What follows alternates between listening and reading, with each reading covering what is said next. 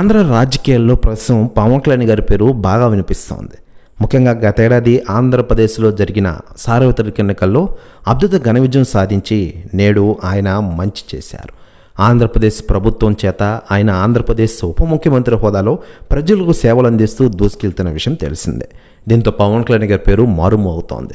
మరోవైపు పవన్ కళ్యాణ్ గారి గురించి గత ప్రభుత్వ వైసీపీ నాయకులు కానీ చాలామంది సెలబ్రిటీలు కూడా విమర్శలు చేసిన విషయం తెలిసిందే. వారు ప్రస్తుతం శిక్ష అనుభవిస్తున్నారు. వారిలో పోసాని కృష్ణ మురళి గారు కూడా ఉన్నారు. ఇటీవలే ఆయన అరెస్ట్ అయ్యి నేడు విచారణ ఎదుర్కొంటున్న విషయం తెలిసిందే. ఇక వీరిపై తాజాగా రాజకీయ నాయకులు సెలబ్రిటీలు స్పందిస్తుండగా తాజాగా విజయశాంతి గారు సంచలన వ్యాఖ్యలు చేశారట.